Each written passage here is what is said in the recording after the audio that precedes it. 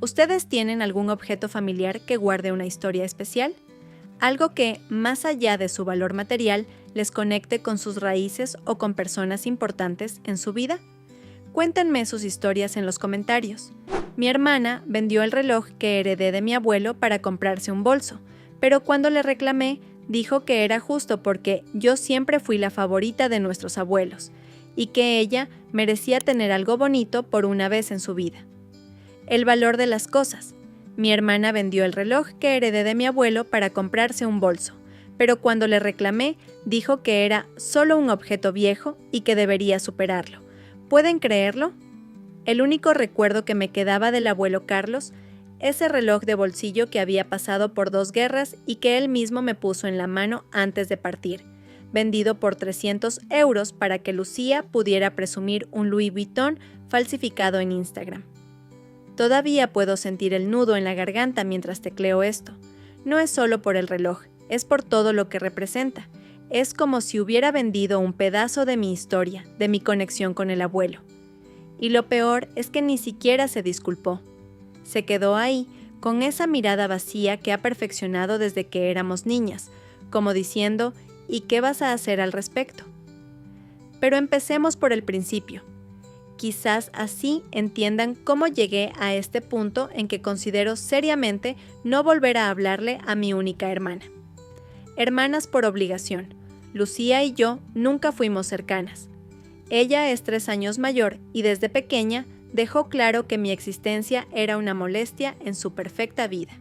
Mientras yo coleccionaba insectos y me fascinaba con los documentales del National Geographic, ella se obsesionaba con los chicos y las marcas de ropa.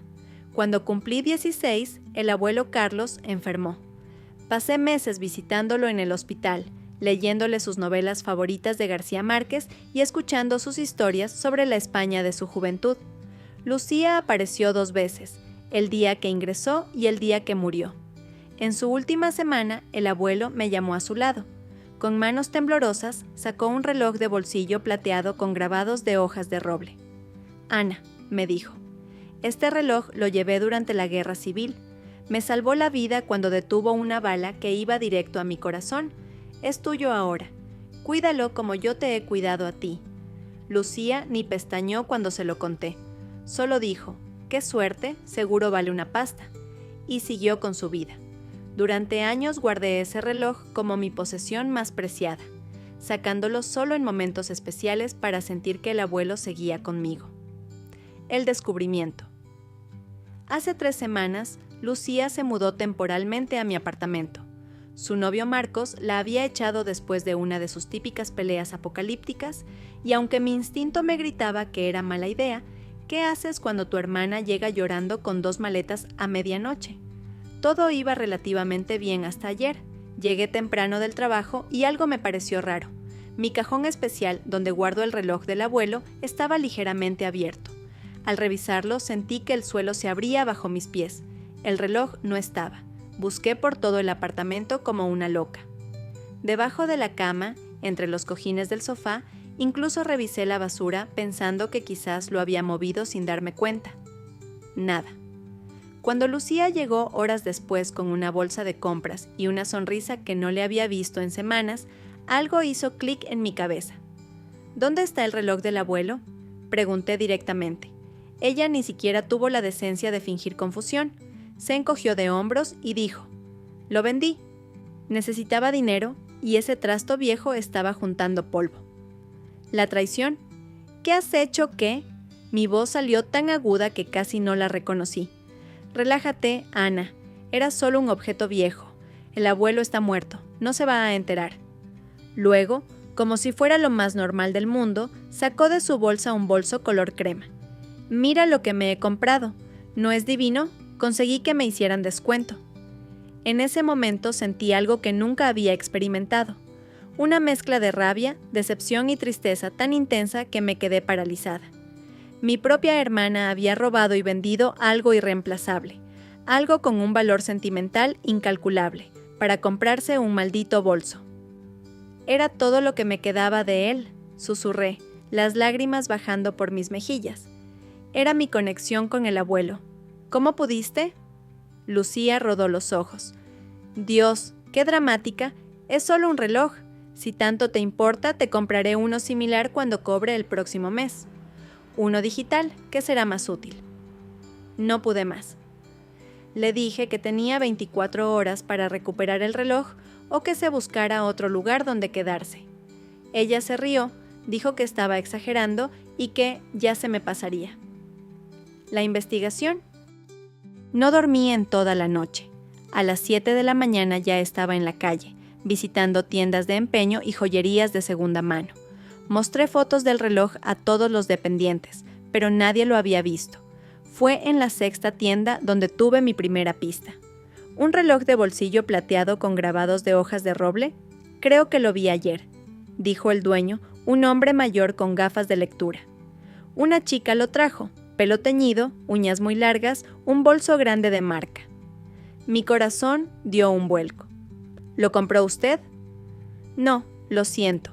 Le ofrecí 150 euros, pero me dijo que tenía otra oferta mejor y se fue. Seguí buscando hasta que mis pies no daban más. Cuando volví al apartamento, Lucía estaba saliendo con su nueva adquisición colgada del brazo. ¿Dónde vendiste el reloj?, le pregunté directamente. En esa joyería del centro, la de la esquina con la cafetería. Pero no pierdas el tiempo, ya lo habrán vendido. Corrí hasta allí, ignorando el dolor en mis piernas. El joyero recordaba perfectamente la transacción. Sí, un reloj antiguo. Le pagué 300 euros a la señorita. Una pieza interesante, aunque necesitaba reparación. ¿Lo ha vendido ya? No, está aquí. Lo sacó de una vitrina y casi lloro al verlo. Cuesta 950 euros, pero es mío. Mi hermana lo robó de mi apartamento. El hombre me miró con compasión, pero firmeza. Lo siento, pero necesito pruebas de propiedad o el dinero. Decisiones difíciles. No tenía 950 euros. Mi sueldo como asistente en la biblioteca apenas cubría el alquiler y los gastos básicos. Le expliqué la situación al joyero, y para mi sorpresa, accedió a no venderlo durante una semana mientras yo conseguía el dinero. Cuando regresé al apartamento, Lucía estaba haciendo las maletas. Me vuelvo con Marcos, anunció sin mirarme. Hemos arreglado las cosas. ¿Y el reloj? ¿Sabes lo que has hecho? Ella suspiró como si yo fuera una niña caprichosa. Ya te dije que era solo un objeto viejo, y Marcos dice que exageras, que deberías aprender a soltar las cosas. Lo encontré, le dije. Está en la joyería, pero quieren 950 euros. Por un segundo vi algo en sus ojos. ¿Culpa? ¿Remordimiento? Fuera lo que fuese, desapareció rápidamente. Pues véndete algo tú también, o pídele dinero a papá y mamá. Sabes que no hablo con ellos desde que me negaron el apoyo para estudiar historia. Exacto, siempre tan testaruda con tus principios. Cerró su maleta con un golpe seco. Llámales, diles que tenías razón, que eres la hija perfecta y pídeles los 950 euros. Problema resuelto. La miré fijamente, intentando reconocer a la niña con la que había compartido habitación durante 15 años. No quedaba nada de ella. ¿Por qué lo hiciste, Lucía? ¿Por qué precisamente eso? Ella desvió la mirada y por un momento pareció vulnerable. Marcos me dejó porque descubrió que había gastado todo nuestro ahorro para el viaje a Tailandia. Necesitaba impresionarlo con algo para que me perdonara. ¿Y un bolso era más importante que mi recuerdo del abuelo? El abuelo siempre te prefirió a ti, espetó con amargura. Siempre fuiste su favorita. Ana es tan lista, tan sensible, tan parecida a mí. Nunca me miró así. Me quedé sin palabras. ¿Todo esto era por celos? ¿Por un resentimiento que había guardado durante años? Encrucijadas. Lucía se fue esa misma tarde. No hubo abrazos ni promesas de mantenernos en contacto. Solo el sonido de la puerta cerrándose y un vacío enorme en mi pecho. Los siguientes días fueron una carrera contrarreloj. Vendí mi colección de libros antiguos, un par de pendientes de plata que me regaló mi primera novia e incluso mi bicicleta. Junté 600 euros, pero seguía lejos de mi objetivo. Fue entonces cuando recibí un mensaje de un número desconocido. Era Elena, la mejor amiga de Lucía. Ana, sé lo del reloj. Lucía me lo contó todo. Estoy en el café de la plaza en media hora. Ven sola. Elena nunca había sido precisamente amable conmigo. Me consideraba la hermana aburrida e insignificante de su glamurosa amiga, pero cuando llegué al café, su expresión era grave. «Lo que hizo Lucía estuvo mal», dijo directamente. «Quiero ayudarte». «¿Por qué?» «Porque esto va más allá de vuestras peleas de hermanas. Ese reloj significaba algo importante». Me contó que Lucía le había confesado entre copas lo del reloj, pero también algo más. Marcos la estaba presionando para vender cosas de valor. Tenía deudas de juego, cada vez más grandes. «No es la primera vez que vende algo que no le pertenece», confesó Elena. «La semana pasada fue un collar de su madre, antes una tableta de su compañera de trabajo». «¿Por qué me cuentas esto?»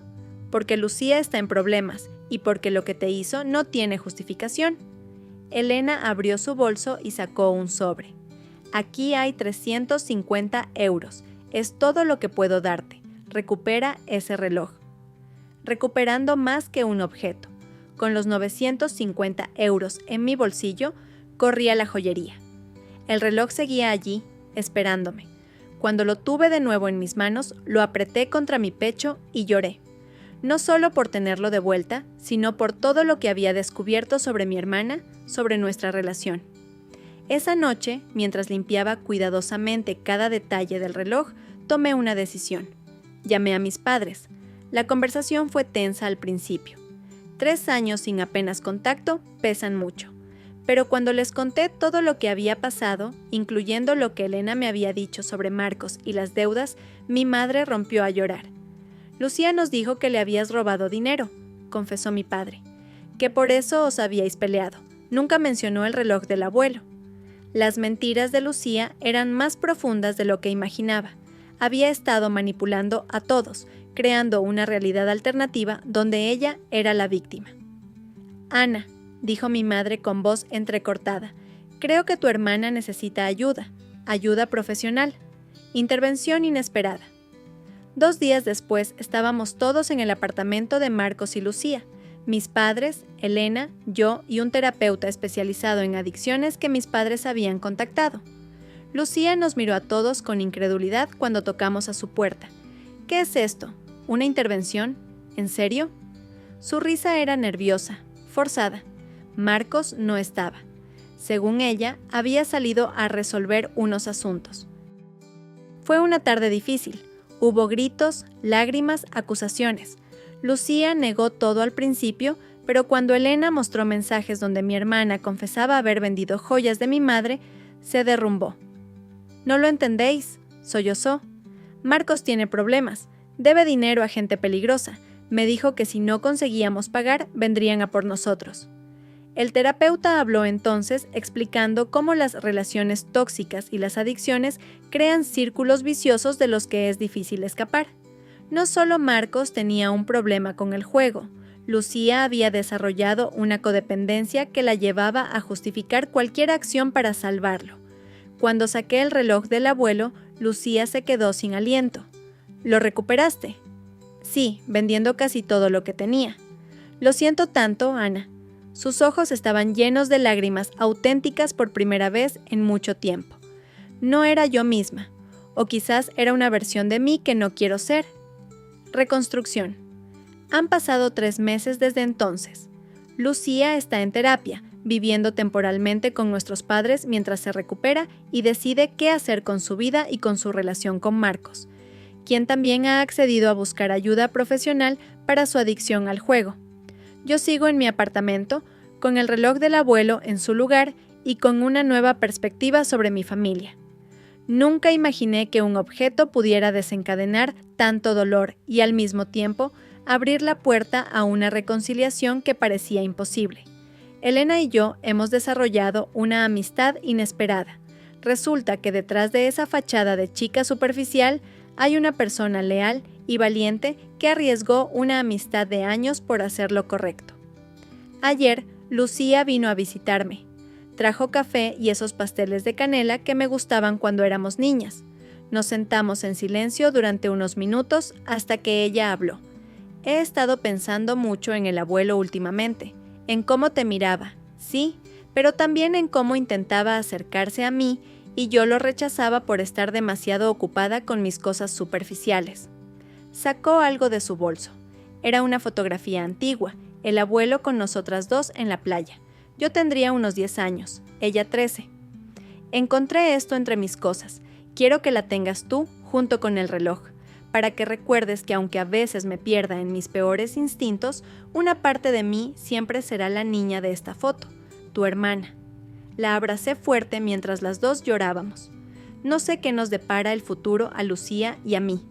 Las heridas son profundas y la confianza tardará en reconstruirse, pero por primera vez en mucho tiempo siento esperanza.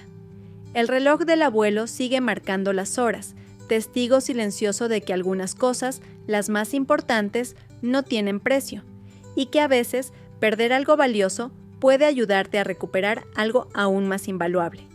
¿Ustedes han perdonado alguna vez una traición así?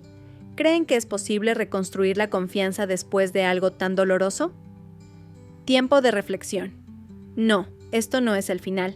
La historia con mi hermana continuaba evolucionando día tras día, como un río que cambia su curso lentamente. Durante las semanas siguientes a nuestra conversación sobre la foto, empecé a notar cambios sutiles en Lucía. Ya no publicaba constantemente en redes sociales. Sus uñas, antes siempre perfectas y extravagantes, ahora lucían naturales y cortas.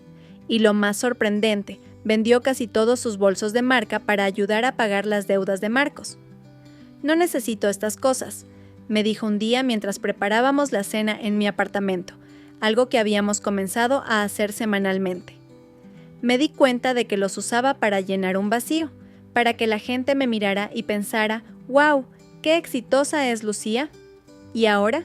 Ahora quiero que la gente me mire y piense qué persona tan auténtica. Sonrió, un gesto que por primera vez en años parecía alcanzar sus ojos, aunque estoy lejos de conseguirlo. No todo fue un camino de rosas. Hubo días en que Lucía cancelaba nuestras cenas porque la ansiedad la superaba. Noches en que me llamaba llorando porque Marcos había recaído y perdido dinero en apuestas online. Momentos en que la vieja Lucía aparecía brevemente, con comentarios mordaces sobre mi ropa o mi apartamento. Pero por cada paso atrás, daba 2 adelante. Y yo estaba allí, observando su metamorfosis, aprendiendo también sobre mí misma en el proceso. Verdades incómodas.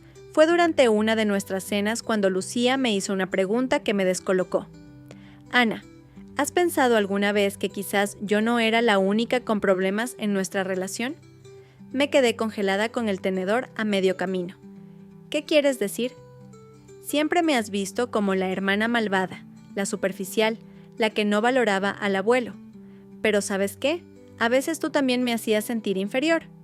Mi primer instinto fue defenderme, negar, pero algo en su expresión, vulnerable, honesta, me hizo contenerme y escuchar. Cuando éramos pequeñas, cada vez que traía amigas a casa, les mostrabas lo inteligente que eras.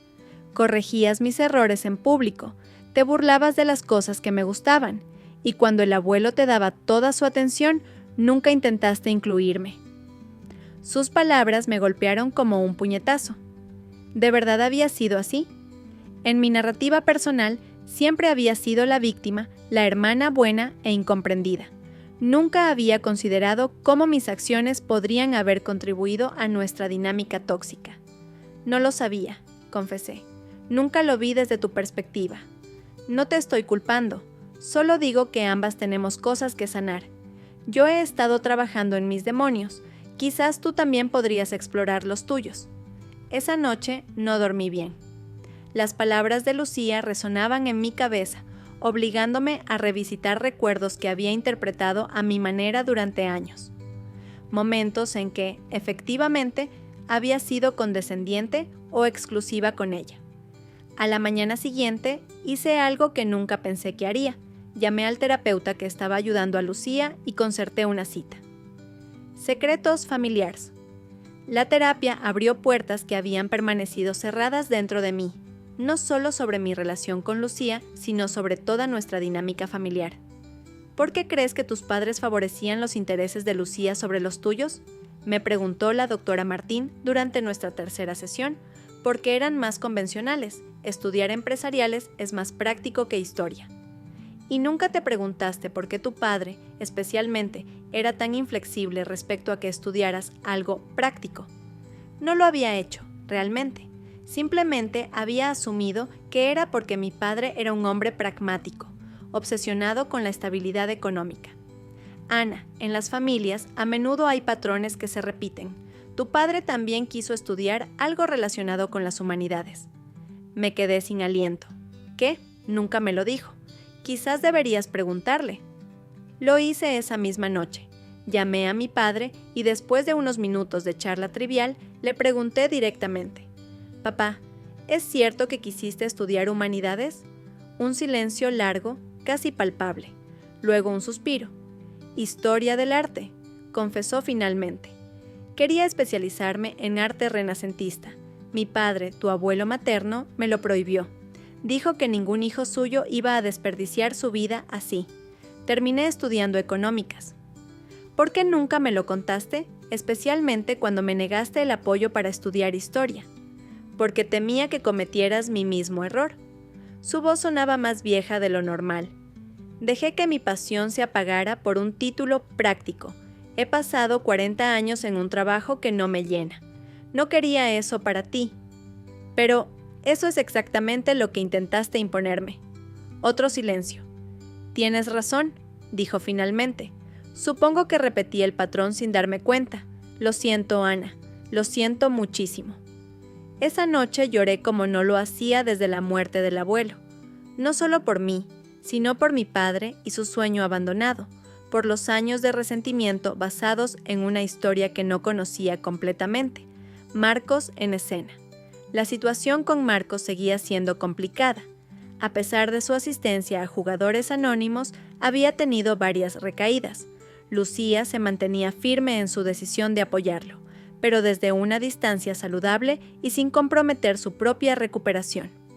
Un jueves por la tarde, mientras trabajaba en la biblioteca, recibí una llamada de un número desconocido. Ana, soy Marcos. Mi cuerpo se tensó instantáneamente. ¿Qué quieres? Hablar contigo, en persona, es importante. Dudé. Nunca habíamos tenido una buena relación, incluso antes del incidente del reloj. Siempre lo había considerado un tipo prepotente que trataba a mi hermana como un accesorio. ¿Por qué debería? Porque se trata de Lucía y porque te debo una disculpa enorme. Acordamos vernos en una cafetería cercana a mi trabajo. Cuando llegué, Marcos ya estaba allí, mirando nerviosamente su taza de café. Parecía más delgado, con ojeras pronunciadas y sin ese aire de superioridad que siempre lo acompañaba. Gracias por venir, dijo, sin atreverse a mirarme directamente. Habla. Primero, quiero disculparme. Fui yo quien presionó a Lucía para que vendiera el reloj de tu abuelo. Ella no quería hacerlo, pero yo le dije cosas horribles, que si realmente me amaba haría cualquier cosa por ayudarme. Manipulé sus sentimientos. Sentí la rabia subir por mi garganta. ¿Tienes idea de lo que significaba ese reloj para mí? Ahora sí, y no tengo excusa. Estaba desesperado, debía dinero a gente peligrosa y mi adicción me cegaba completamente. ¿Por qué me cuentas esto ahora? Porque estoy intentando hacer las cosas bien.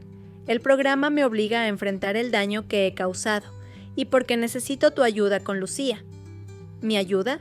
¿Para qué exactamente? Marcos sacó un sobre de su chaqueta. He estado ahorrando cada céntimo. Aquí hay 950 euros, el precio que pagaste por recuperar el reloj. Sé que no compensa el daño emocional, pero es un comienzo. Miré el sobre sin tomarlo. ¿Y Lucía? Ha decidido terminar definitivamente nuestra relación. Su voz se quebró. Dice que necesita encontrarse a sí misma, sin mí, y tiene razón, pero está considerando mudarse a Valencia, con una amiga, lejos de ti, de vuestros padres, de todo el apoyo que tiene aquí. Y eso te preocupa porque la amo realmente, más allá de toda la mierda que he hecho, y sé que alejarse de su familia ahora no es lo mejor para ella. Se pasó la mano por el pelo. No estoy pidiendo que intercedas para que vuelva conmigo, solo que la convenzas de no alejarse de las personas que pueden ayudarla a sanar. Le miré fijamente. tratando de discernir si había sinceridad en sus palabras o era otra manipulación. ¿Sabes qué es lo más irónico, Marcos? Que durante años pensé que eras tú quien alejaba a Lucía de nosotros, pero quizás fuimos nosotros, con nuestros juicios y expectativas, quienes la empujamos hacia ti. Decisiones propias. No le conté a Lucía sobre mi encuentro con Marcos. Sentía que era importante que tomara sus decisiones sin presiones, incluidas las mías, pero sí la invité a pasar un fin de semana en la casa rural que había pertenecido a nuestros abuelos, ahora abandonada y pendiente de venta. Mientras limpiábamos años de polvo y recuerdos, le pregunté casualmente por sus planes. «Estoy considerando mudarme», confesó, confirmando lo que Marcos me había dicho. «Valencia. Mi amiga Claudia tiene un estudio de diseño gráfico allí y me ha ofrecido trabajo». «Suena interesante. ¿Es lo que quieres?». Dejó de barrer y se apoyó en la escoba. «No lo sé, Ana. A veces siento que necesito un nuevo comienzo, un lugar donde nadie me conozca, donde no tenga que lidiar con la sombra de mis errores». ¿Sabes qué decía el abuelo? Que huir nunca resuelve nada porque, vayas donde vayas, siempre te llevas a ti mismo. Lucía sonrió. Suena a algo que diría él. Además, añadí, recogiendo una fotografía antigua de la repisa, te echaría de menos, justo cuando empezamos a conocernos de verdad. Yo también te echaría de menos y a mamá y papá, incluso a la insoportable de Elena con sus consejos no solicitados. Hizo una pausa. ¿Crees que soy una cobarde por querer irme? Creo que eres alguien tratando de sanar, y solo tú sabes qué necesitas para conseguirlo. Esa noche, sentadas frente a la chimenea que milagrosamente aún funcionaba, Lucía me contó sobre su ruptura definitiva con Marcos. Fue duro, admitió. Una parte de mí sigue amándolo, o al menos a la persona que creí que era, pero he aprendido que el amor no debe costarte tu dignidad. ¿Cómo lo está tomando él? Sorprendentemente bien. Ha estado asistiendo regularmente a sus reuniones, consiguió un trabajo estable. Incluso me devolvió algunas cosas que había vendido. Pensé en el sobre con 950 euros que había dejado en mi apartamento, sin abrir. ¿Crees que la gente puede cambiar realmente?, le pregunté.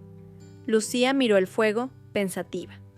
Creo que podemos elegir ser mejores versiones de nosotros mismos. No es fácil y no siempre lo conseguimos, pero la alternativa es quedarse estancado, y eso es como una pequeña muerte diaria. Cuando regresamos a la ciudad el domingo, Lucía había tomado una decisión, nuevos comienzos. «No me voy a Valencia», anunció durante nuestra cena familiar, la primera en más de 3 años. «Al menos no ahora». Mis padres intercambiaron miradas de alivio. «He encontrado un pequeño apartamento cerca del parque y voy a retomar mis estudios de diseño, los que abandoné cuando conocí a Marcos». «Me alegro mucho, hija», dijo mi madre, apretando su mano. «Pero hay algo más», continuó Lucía. «Voy a vender mi parte de la casa de los abuelos». Un silencio incómodo cayó sobre la mesa. La casa rural era el único bien que los 4 compartíamos, una herencia que se había mantenido indivisa por acuerdo tácito. «¿Por qué?», preguntó mi padre, visiblemente tenso.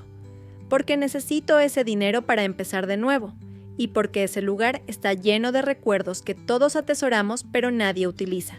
Se está cayendo a pedazos mientras decidimos qué hacer con ella. Podríamos reformarla», sugerí, entre todos. «¿Con qué dinero, Ana? Tú apenas llegas a fin de mes con tu trabajo en la biblioteca. Papá está a punto de jubilarse. Mamá acaba de montar su pequeño negocio de repostería». Tenía razón, por supuesto. La casa necesitaba una inversión importante que ninguno podía permitirse. «¿Puedo comprar tu parte?», dijo mi padre inesperadamente. «Si eso es lo que necesitas para empezar de nuevo, lo haré». Lucía lo miró sorprendida. Su relación siempre había sido la más complicada. Mi padre, estricto y tradicional. Ella, rebelde y emocional. ¿De verdad? «De verdad». Mi padre carraspeó, visiblemente incómodo con la muestra de emociones. «Esa casa significa mucho para mí. Tu abuelo me llevaba allí cuando era niño, antes incluso de que conociera a tu madre. Me enseñó a pescar en el río, a reconocer las constelaciones en ese cielo sin contaminación lumínica. No quiero perderla». Fue entonces cuando Lucía rompió a llorar, para sorpresa de todos. Nunca me contaste eso. Hay muchas cosas que no os he contado, a ninguna de las dos, cosas que debería haber compartido. Mi madre, siempre la mediadora silenciosa, intervino. ¿Qué os parece si, en lugar de vender, buscamos otra solución? Quizás podríamos alquilar la casa como alojamiento rural durante parte del año. Eso generaría ingresos para mantenerla y para ayudar a Lucía. La idea flotó en el aire, ganando forma y posibilidades mientras la discutíamos. Por primera vez en mucho tiempo, estábamos funcionando como una familia, buscando soluciones juntos en lugar de atrincherarnos en nuestras posiciones. El reloj del tiempo. 6 meses después, la casa rural El Reloj del Tiempo abría sus puertas como alojamiento para familias y parejas que buscaban desconectar en un entorno natural. Lucía había diseñado el logo, un reloj de bolsillo rodeado de hojas de roble, y gestionaba las redes sociales y reservas. Mi padre, recién jubilado, pasaba allí varios días a la semana, redescubriendo su pasión por la jardinería. Mi madre había montado un pequeño servicio de desayunos con productos caseros, y yo me encargaba de una pequeña biblioteca y rincón cultural, donde organizaba ocasionalmente talleres de historia local. El primer fin de semana que tuvimos la casa llena, nos reunimos los 4 en la cocina, agotados pero felices. Esto habría encantado al abuelo, dijo mi padre, sirviéndonos vino. Sobre todo ver a sus 2 nietas trabajando juntas sin matarse. Bromeó Lucía, chocando su copa con la mía. Más tarde, mientras los demás dormían, salí al porche con el reloj del abuelo. Lo abrí bajo la luz de la luna, observando su maquinaria antigua, restaurada recientemente por un relojero que había encontrado gracias a uno de nuestros clientes. Lo conseguimos, abuelo, susurré. Estamos sanando. Un ruido me hizo girarme. Lucía estaba en la puerta, envuelta en una manta. ¿No puedes dormir? Demasiadas emociones, admití. Se sentó a mi lado, compartiendo su manta. ¿Sabes? Durante años pensé que el amor era ese sentimiento intenso y dramático que tenía con Marcos. Esos altibajos, la pasión, los celos, las reconciliaciones. ¿Y ahora? Ahora creo que el amor es esto, estar juntos a pesar de habernos herido, perdonar sin olvidar, construir algo nuevo sobre las ruinas. Miré el reloj en mi mano, testigo silencioso de tantas vidas entrelazadas. Como este reloj, roto y reparado, con cicatrices pero funcionando. Exacto, y quizás esa sea la enseñanza más valiosa que nos dejó el abuelo, que el tiempo no solo pasa, también sana. Nos quedamos allí, en silencio, mientras las estrellas giraban lentamente sobre nosotras. 2 hermanas con una historia complicada, pero un futuro por escribir, unidos por un reloj que había detenido una bala, pero nunca el fluir del tiempo y sus lecciones. Epílogo. El valor de las cosas. 1 año después de la apertura de El Reloj del Tiempo, recibí una visita inesperada en la biblioteca. Era Marcos. Solo quería devolverte esto, dijo, dejando el sobre con los 950 euros sobre mi escritorio. ¿Nunca lo aceptaste? No era necesario. Para mí sí, era parte de mi proceso de reparación. Tenía mejor aspecto, más sano, más centrado. ¿Cómo estás?, le pregunté, genuinamente interesada. Un día a la vez, tengo un trabajo estable, sigo asistiendo a mis reuniones, he conocido a alguien, aunque vamos muy despacio. Me alegro por ti. ¿Y Lucía? Está bien, feliz, creo. Ha retomado la pintura, algo que abandonó cuando era adolescente. Marcos sonrió, una sonrisa sin el cinismo que solía caracterizarle. Siempre fue muy talentosa. Me alegra que haya encontrado su camino. Después de que se marchara, miré el sobre. No quería ese dinero, nunca lo había querido. Nunca se trató del valor monetario del reloj. Esa noche, cuando llegué a la casa rural para el fin de semana, encontré a Lucía pintando en el granero que habíamos convertido en su estudio. Un lienzo grande dominaba el espacio. En él, un reloj de bolsillo plateado flotaba sobre un fondo de constelaciones, sus engranajes internos visibles y conectados a escenas familiares. Nuestros abuelos, nuestros padres, nosotras, como si el tiempo fuera el hilo invisible que unía nuestras vidas. Es precioso, dije, conmovida. Se llama El valor de las cosas. Lo he estado trabajando durante meses. Le entregué el sobre. Marcos vino a verme hoy. Lucía lo miró sin abrirlo. ¿Qué tal está? Bien, ha cambiado. Me alegro por él. ¿Qué quieres hacer con esto? Pregunté, señalando el sobre. Lucía lo sostuvo un momento, pensativa, antes de sonreír. ¿Sabes qué? Creo que deberíamos usarlo para algo significativo, algo que honre lo que hemos aprendido. Y así nació la beca El reloj del tiempo, un pequeño fondo que cada año ayudaría a un estudiante local a perseguir su pasión por las artes o las humanidades, una forma de transformar una historia de pérdida y dolor en una oportunidad para otros. Porque al final, eso es lo que aprendimos, que el valor de las cosas no está en su precio, sino en las historias que contienen y en cómo elegimos contarlas. Hoy, mientras escribo esto, el reloj del abuelo descansa en una vitrina especial en la casa rural, visible para todos pero protegido. No solo es un testigo de nuestro pasado, sino un recordatorio de que incluso las heridas más profundas pueden sanar si les damos tiempo y espacio para respirar. Y mi hermana, esa persona a quien una vez consideré mi antagonista, se ha convertido en una de mis mejores amigas. No porque hayamos olvidado el pasado, sino porque hemos aprendido a construir sobre él, como capas de pintura que transforman la tela en blanco en una obra de arte.